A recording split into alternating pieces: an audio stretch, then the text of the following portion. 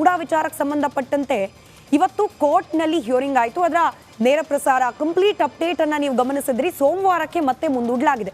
ಹೀಗಾಗಿ ಇವತ್ತು ಮಹಾಭಾರತದಲ್ಲಿ ನಾವು ಮೂಡಾ ವಿಚಾರವನ್ನ ಚರ್ಚೆಗೆ ಒಳಪಡಿಸೋಣ ಅನ್ಕೊಂಡಿದ್ವಿ. ಆದರೆ ಒಂದು ಲಾಜಿಕಲ್ ಎಂಡ್ ಅಂತ ಹೇಳಿ ಕೋರ್ಟ್ನಲ್ಲೂ ಕೂಡ ಈ ವಿಚಾರ ಲಭ್ಯ ಆಗದೆ ಇರೋದ್ರಿಂದ ದರ್ಶನ್ ವಿಚಾರ, ಯಾಕಂತಂದ್ರೆ ಈ ರೇಣುಕಾಸ್ವಾಮಿ ಕೊಲೆ ಪ್ರಕರಣದಲ್ಲಿ ಇವತ್ತು 3-4 ಡೆವಲಪ್ಮೆಂಟ್ಗಳಾಗಿದೆ.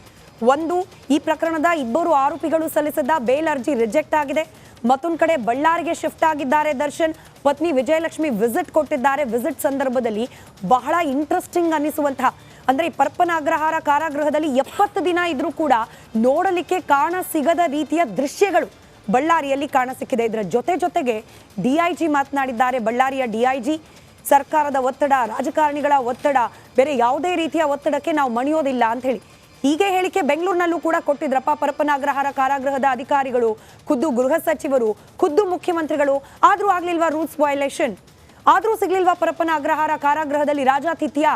ಈಗ ಡಿಐಜಿ ಹೇಳಿದ್ದಾರೆ, ಅವ್ರ ಮೇಲೆ ನಂಬಿಕೆ ಇಟ್ಟು ಗಮನಿಸ್ತಾ ಹೋಗ್ಬೇಕು. ದರ್ಶನ್ ಪ್ರಕರಣದಲ್ಲಿ ಬಳ್ಳಾರಿಯಲ್ಲಾದ್ರೂ ರೂಲ್ಸ್ಗಳನ್ನ ಹೆಚ್ಚಿಗೆ ಏನು ನಿರೀಕ್ಷೆ ಮಾಡ್ತಾ ಇಲ್ಲ, ಇರುವ ಕಾನೂನನ್ನ ಪಾಲನೆ ಮಾಡಲಾಗುತ್ತಾ ಅಂತ ಹೇಳಿ. ಇದೆಲ್ಲದರ ಜೊತೆಗೆ ಸುದೀಪ್ ಇವತ್ತು ಮಾತನಾಡಿದ್ದಾರೆ. ಸ್ವಲ್ಪ ಸುದೀರ್ಘವಾಗಿ ಮಾತನಾಡಿದ್ದಾರೆ. ಅದರಲ್ಲೂ ದರ್ಶನ್ ವಿಚಾರಕ್ಕೆ ಸಂಬಂಧಪಟ್ಟಂತೆ ನಾವಿಬ್ರು ಜೊತೆಯಲ್ಲಿ ಇರೋದು, ಒಬ್ಬರಿಗೊಬ್ಬರು ಬೆಂಬಲವಾಗಿ ನಿಲ್ಲೋದು ಕಷ್ಟ ಸಾಧ್ಯ ಅನ್ನೋ ಅರ್ಥದ್ದೇ ಮಾತನಾಡಿದ್ದಾರೆ.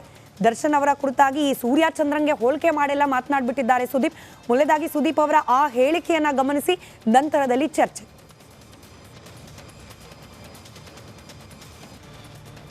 ನಾವು ಒಳ್ಳೇದು ಬಯಸ್ತೀವೋ ಅನ್ನೋ ಕಾರಣಕ್ಕೆ ಪ್ರತಿಯೊಂದು ನಮ್ದಾಗಬೇಕಾಗಿಲ್ಲ. ಈಗ ಕೆಲವು ಡಿಸ್ಟೆನ್ಸಸ್ ನಾವೇನಕ್ಕೆ ಮೇಂಟೈನ್ ಮಾಡ್ತೀವಿ ಅಂದರೆ ನಾವು ಸರಿ ಇಲ್ಲ, ಅವ್ರು ಸರಿ ಇಲ್ಲ ಅನ್ನೋದಲ್ಲ, ನಾವಿಬ್ಬರು ಒಟ್ಟಿಗೆ ಸರಿ ಇಲ್ಲ. ನಾನೊಂದು ಮಾತು ಹೇಳಿದೆ, ಸೂರ್ಯ ಬೆಳಗ್ಗೆ ಬಂದ್ರೇ ಬೆಟ್ರು, ಚಂದ್ರ ರಾತ್ರಿ ಇದ್ರೇ ಬೆಟ್ರು. ಎರಡು ಒಟ್ಟಿಗೆ ಸೇರಿದ ದಿನ ಪ್ರಾಬ್ಲಮ್ ಆಗುತ್ತೆ, ಅದು ಬೇಡಿ.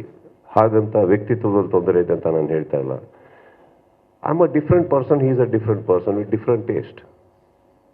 Does that mean that we cannot coexist? Does that mean that ಇವಾಗ ಏನಾಗುತ್ತೆ, ನಾಟಕೀಯವಾಗಿ ಇರೋದಕ್ಕೆ ನನಗೆ ಬರಲ್ಲ. ಸಮಾಜ ಯಾರೋ ಹೇಳ್ತಾರಂತ ನಾನು ಮಾಡೋದಕ್ಕೆ ಇಷ್ಟಪಡೋದಿಲ್ಲ. ಇಲ್ಲಿಂದ ಬಂದರೆ ನೀವ್ಯಾರು ಏನು ಅನ್ಕೊಂತೀರಂತನೂ ನಾನು ನೋಡೋಕ್ಕೆ ಹೋಗಲ್ಲ, ನಾನು ಹೋಗ್ತೀನಿ. ನಾನು ಆ ಥರ ಇರೋನು, ನಾನು ಹಾಗೆ ಬಾಳ್ಕೊಂಡು ಬದುಕೊಂಡು ಬಂದಿರೋನು. ಚರ್ಚೆಯಲ್ಲಿ ಇನ್ನೂ ಅನೇಕ ಅಂಶಗಳನ್ನ ಪ್ರಸ್ತಾಪ ಮಾಡೋದಿದೆ, ಚರ್ಚೆಗೆ ಒಳಪಡಿಸೋದಿದೆ. ಈ ಸುದೀಪ್ ಅವರ ಈ ಹೇಳಿಕೆಯಿಂದ ಪ್ರಾರಂಭ ಮಾಡ್ತಾ ಹೋಗೋಣ. ಚರ್ಚೆಯಲ್ಲಿ ಅಮೃತೇಶ್ ಇದ್ದಾರೆ, ಹಿರಿಯ ವಕೀಲರು, ಹಾಗೆ ಗಣೇಶ್ ಕೇಸರ್ಕರ್ ಅವರಿದ್ದಾರೆ, ನಟರು. ಬಸವರಾಜ್ ಮಾಲ್ಗತ್ತಿ ಸರ್ ಕೆಲವೇ ಕ್ಷಣಗಳಲ್ಲಿ ಜಾಯ್ನ್ ಆಗೋ ನಿರೀಕ್ಷೆ ಇದೆ. ಸಂಜನಾ ಗಲ್ರಾನಿ ಅವರು ಕೂಡ ಜಾಯ್ನ್ ಆಗೋ ನಿರೀಕ್ಷೆ ಇದೆ. ಎನಿವೇ ಜಾಯ್ನ್ ಆಗಿದ್ದಾರೆ. ಎಲ್ರಿಗೂ ಕಾರ್ಯಕ್ರಮ. Yes I saw you now ma'am. Welcome special welcome to you. And ಎಲ್ಲರಿಗೂ ಕಾರ್ಯಕ್ರಮಕ್ಕೆ ಸ್ವಾಗತ. ಮೊದಲಾಗಿ ಗಣೇಶ್ ಸರ್ ನಿಮ್ಮಿಂದಲೇ ಪ್ರಾರಂಭ ಮಾಡ್ತೀನಿ. ಸುದೀಪ್ ಅವರ ಹೇಳಿಕೆಯನ್ನು ಗಮನಿಸಿದ್ರಿ, ಕರೆಕ್ಟ್ ಇದೆ. ಎಲ್ಲರೂ ಇಷ್ಟ ಆಗಬೇಕು ಅಂತಿಲ್ಲ. ಸುದೀಪ್ ಅವರಿಗೆ ದರ್ಶನ್ ಇಷ್ಟ ಆಗಲೇಬೇಕಂತನೂ ಇಲ್ಲ, ಅವ್ರು ಬೆಂಬಲವಾಗಿ ನಿಲ್ಲೇಬೇಕು ಅಂತನೂ ಇಲ್ಲ. ಬಟ್ ಇಷ್ಟ ಆಗೋರ್ಗೂ ಕೂಡ ಇಷ್ಟ ಆಗದೆ ಇರೋ ರೀತಿಯಲ್ಲಿ ವರ್ತನೆ ಮಾಡಿಬಿಟ್ರಾ? ನಾವು ಡೇವನಿಂದ ಅದೇ ಪ್ರಶ್ನೆಯನ್ನು ಕೇಳ್ಕೊಂಡು ಬರ್ತಾ ಇರೋದು. ಈಗ ನೋಡಿ, ಪರಪ್ಪನ ಅಗ್ರಹಾರ ಕಾರಾಗೃಹಕ್ಕೆ ಹೋದ್ಮೇಲೆ ನಾವೇ ಸುದ್ದಿ ಪ್ರಸಾರ ಮಾಡಿದ್ವಿ. ಧ್ಯಾನ ಮಾಡ್ತಿದ್ದಾರಂತೆ, ಪಾಪ ಪ್ರಜ್ಞೆಯಲ್ಲಿ ಇದ್ದಾರಂತೆ, ಪುಸ್ತಕಗಳನ್ನು ಓದ್ತಾ ಇದ್ದಾರಂತೆ. ಸೊ ತಪ್ಪು ಮಾಡದೆ ಹೋದ್ರೂ ಕೂಡ ಇಂಥದ್ದೊಂದು ವಿಚಾರದಲ್ಲಿ ಸಿಲ್ಕಾಕೊಂಡ್ಬಿಟ್ನಲ್ಲ ಅನ್ನೋ ಪಾಪ ಪ್ರಜ್ಞೆ ಕಾಡ್ತಿದ್ಯಂತೆ ಅಂತಲೇ ಸುದ್ದಿ ಪ್ರಸಾರ ಮಾಡಿದ್ವಿ. ಬಟ್ ಇಲ್ಲ, ವಿಲ್ಸನ್ ಗಾರ್ಡನ್ ನಾಗನ ಪಕ್ಕದಲ್ಲಿ ಕುತ್ಕೊಂಡು ಹೊರಗೆ ಧಮ್ಕಿ ಹಾಕೋದು ಹೇಗೆ ಅಂತ ಹೇಳಿ ಸ್ಕೆಚ್ ಹಾಕ್ತಿದ್ರು ಅಂತ ಇವತ್ತು ಪತ್ರಿಕೆಗಳಲ್ಲಿ ವರದಿ ಆಗಿದೆ. ಹಾಗಾಗಿ ದರ್ಶನ್ ಅವರು ಇಷ್ಟ ಆಗಬೇಕು ಅಂದ್ರೆ ಇಷ್ಟ ಆಗೋದು ಕಷ್ಟ ಆಗ್ತಿದ್ಯಾ ಅಂತ? ಮೇಡಮ್, ಈಗ ಸುದೀಪ್ ಸರು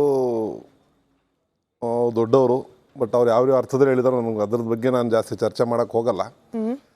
ಈಗ ದರ್ಶನ್ ಅವ್ರ ಬಗ್ಗೆ ಹೇಳೋದಾದರೆ, ದರ್ಶನ್ ಅವರು ನಿಮ್ಮ ಪತ್ರಿಕಾ ವರದಿನೋ ಅಥವಾ ಮಾಧ್ಯಮ ವರದಿನ ನೋಡಿದಾಗ ಅವರು ಆ್ಯಸ್ ಯೂಶ್ವಲ್ಲು ಬ್ಯಾರಕ್ಕಿಂದ ಆಚೆ ಬಿಟ್ಟಾಗ ವಾಕಿಂಗ್ ಹೋಗ್ತಾ ಇದ್ದೆ. ಆ ಟೈಮಲ್ಲಿ ಅವರು ಕರೆದ್ರು, ಕೂತ್ಕೊಂಡು ಮಾತಾಡಿದೆ, ಅಷ್ಟು ಬಿಟ್ಟರೆ ಬೇರೇನೂ ಇಲ್ಲ ಅಂತ ಹೇಳಿದ್ದಾರೆ. ಬಟ್ ನಿಮ್ಮ ಮಾಧ್ಯಮದಲ್ಲಿ ವರದಿ ಆಗ್ತಾ ಇರೋದು ಏನೋ ಸ್ಕೆಚ್ ಹಾಕ್ತಾಯಿದ್ರು, ಅದು ಮಾಡ್ತೀವಿ. ಅವ್ರಿಗೆ ದರ್ಶನ್ ಅವ್ರಿಗೆ ಸ್ಕೆಚ್ ಹಾಕುವಂಥದ್ದು ಏನಿದೆ? ಯಾರಿಗೆ ಸ್ಕೆಚ್ ಹಾಕ್ಬೇಕು ಅವರು? ಈಗ ಒಂದು ತಿಳಿದೇನೋ ತಪ್ಪಲ್ಲಿ ಸಿಗಾಕೊಂಡು ಪಾಪ ಒದ್ದಾಡ್ತಾ ಇದ್ದಾರೆ. ಇನ್ನೂ ಅಲ್ಲಿ ಕೂತ್ಕೊಂಡು ಸ್ಕೆಚ್ ಹಾಕುವಂತ ಪರಿಸ್ಥಿತಿ ಏನಿದೆ ಅವರಿಗೆ?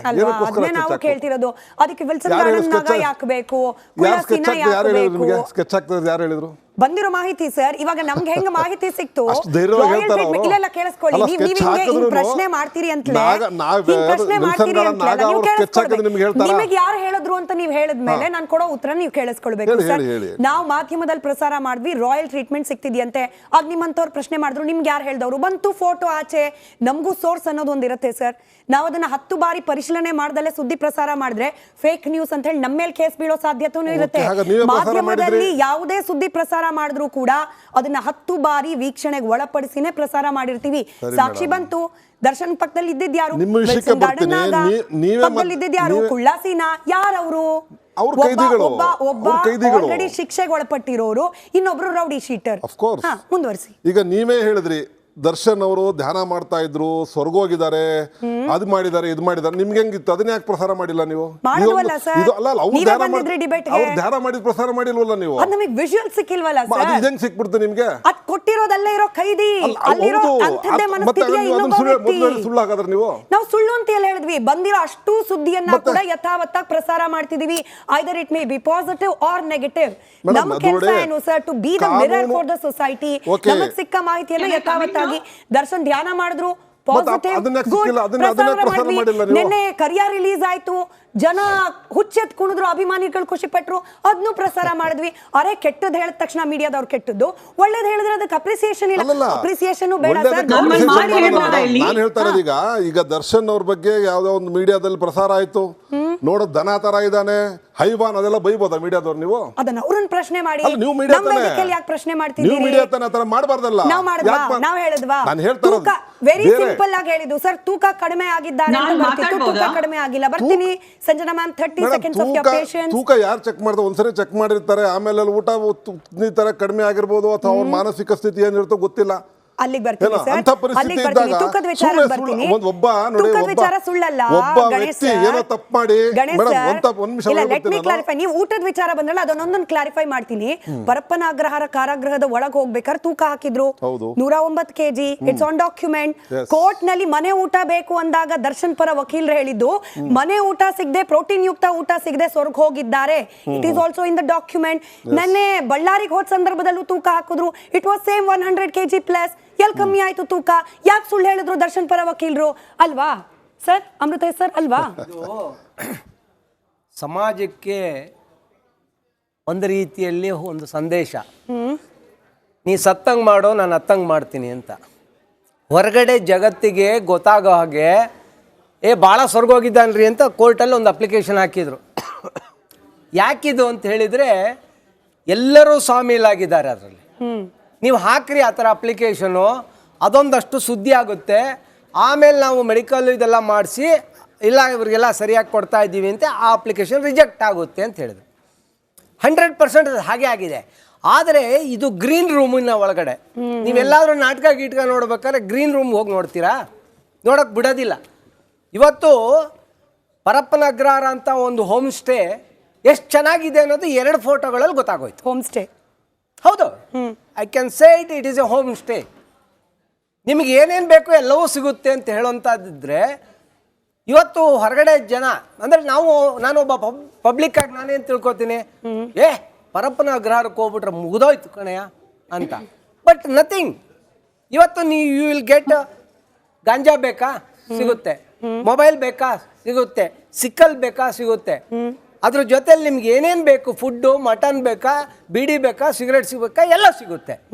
ಯಾಕೆ ಇದನ್ನು ನೀವು ಇಷ್ಟು ದಿನ ಹೊರಗಡೆ ಗೊತ್ತಾಗಲಿಲ್ಲ ಅಂದರೆ, ಅಲ್ಲೇ ಒಳಗಡೆ ಈ ಏನಾದರೂ ಕದ್ದಾಗ ಮಾಲ್ಗಳನ್ನ ಹಂಚ್ಕೊಳ್ಳೋಕೆ ಹೆಚ್ಚು ಕಡಿಮೆ ಆಗುತ್ತೆ ನೋಡಿ, ಆಗ ಅಲ್ಲಲ್ಲೇ ಗಲಾಟೆಗಳು ಸ್ಟಾರ್ಟ್ ಆಗುತ್ತೆ. ಹಾಗೆಯೇ ಇಲ್ಲಿ ದರ್ಶನ್ನ ಅವರ ಆತಿಥ್ಯವನ್ನು ಕೊಡುವುದರಲ್ಲಿ ನಾನು ಮುಂದೆ ಹೋಗಿ ಜ್ಯೂಸ್ ಕೊಡ್ತೀನಿ ಅನ್ನೋದು, ಇನ್ನೊಬ್ಬರು ನಾನು ಕೊಡ್ತೀನಿ ರೀ ಅನ್ನೋದು, ಇಲ್ಲಿ ಗಲಾಟೆ ಆಗಿಸ್ತೆ.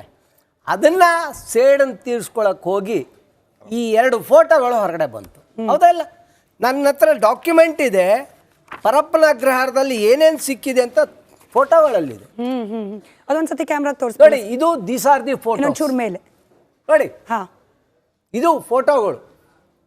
ಪರಪ್ಪನ ಅಗ್ರಹಾರದಲ್ಲಿ ಚಿಲುಮೆ ಅಂದರೆ ಗಾಂಜಾ ಹೊಡಿಲಿಕ್ಕೆ ಬೇಕಾದಂಥ ಚಿಲುಮೆಗಳು ಇದೆ. ಆಮೇಲೆ ಮೇಲ್ಗಡೆ ನಿಮ್ಗೆ ಏನೇನು ಆಯುಧಗಳು ಬೇಕು ಎಲ್ಲವೂ ಸಿಗುತ್ತೆ. ಇದು ಯಾವಾಗ ಸರ್ ಸೀಸನ್? ಇದು 2000 19ನಲ್ಲಿ 2 ಸಾರಿ ರೈಡ್ ಆಗುತ್ತೆ, 20ಲಿ 1 ಸಾರಿ ರೈಡ್ ಆಗುತ್ತೆ, 21ನಲ್ಲಿ ಕೋವಿಡ್ ಏನೂ ಆಗಲ್ಲ, ಎಲ್ಲ ಆರಾಮಾಗಿ ಅಲ್ಲಿ ಎಂಜಾಯ್ ಮಾಡ್ತಿರ್ತಾರೆ. 22ಅಲ್ಲಿ 2 ಸಾರಿ ರೈಡ್ ಆಗುತ್ತೆ. I have got all the documents. ನಾನು ಇದರಲ್ಲೇ ಒಂದು ಕಂಪ್ಲೇಂಟ್ನು ಸಮೇತ DIG ಅವ್ರಿಗೆ ಮೊನ್ನೆ ಹೋಗಿ ಕೊಟ್ಟು ಬಂದು. ಈ ಹಿಂದೆ ಆದಂಥದ್ದು ರೈಡ್ ಆದಾಗ ಪೇಪರ್ಲೆಲ್ಲ ಬಂದ್ಬಿಡ್ತಿದೆ, ಮುಂದೆ ಏನು ಅದು ಅಂತ ಗೊತ್ತಾಗಲ್ಲ. ಏನು 4 ಜನನ್ನ ಸಸ್ಪೆಂಡ್ ಮಾಡ್ತೀರಿ, ಒಂದು 6 ತಿಂಗಳು ಅವನ್ನ ಮನೇಲಿ ಇಡ್ತೀರಿ, ಆಮೇಲೆ ರೀಇನ್ಸ್ಟೇಟೆಡ್ ವಿತ್ ಎಲ್ಲ ಬೇರೆ ಇದಕ್ಕೆ ಮಾಡ್ತೀರಿ, ಇನ್ನೊಂದು 3 ತಿಂಗಳಾದ್ಮೇಲೆ ಅದೇ ವ್ಯಕ್ತಿ ಪುನಃ ಜೈಲ್ ಅಫಿಷಿಯಲ್ಸ್ ಬರ್ತಾರೆ. ಇವತ್ತು ನೋಡಿ ಜೈಲ್ನವರು ಸ್ಟ್ರೈಕ್ ಮಾಡಿದ್ದಾರೆ ನಿನ್ನೆ ಇದರಲ್ಲಿ. ಅಂದ್ರೆ ರೆಗ್ಯುಲರ್ ಏನು ಬರ್ತಾ ಇತ್ತು ಅವರಿಗೆ ದುಡ್ಡು ಅದೆಲ್ಲವೂ ಬಂದಾಯ್ತು. ಇವೆಲ್ಲ ಎಕ್ಸ್ಪೋಸ್ ಆಗಿದ್ದಿನ. ಇವೆಲ್ಲ ಎಕ್ಸ್ಪೋಸ್ ಆಗೋಕ್ಕೆ ಯಾರು ಕಾರಣ? ಮಾಧ್ಯಮ ಕಾರಣ. ಫಸ್ಟು ಹ್ಯಾಟ್ಸ್ ಆಫ್ ಟು ಮಾಧ್ಯಮ. ಯಾಕೆ ಇದನ್ನು ಹೇಳ್ತಾ ಇದ್ದೀನಿ ಅಂದರೆ, ವ್ಯಕ್ತಿ ಎಷ್ಟು ಪ್ರಭಾವಿತ ಆಗಿದ್ದಾನೆ ಅಂತ ಹೇಳೋದನ್ನ ಬಹಳ ಸೂಕ್ಷ್ಮವಾಗಿ ನೋಡ್ಬೇಕಾಗುತ್ತೆ. ಬಟ್ ನಾನು ಎಷ್ಟು ಪ್ರಭಾವಿತ ಇದ್ದಾನೆ ಅಂತ ಹೇಳಿದ್ರೆ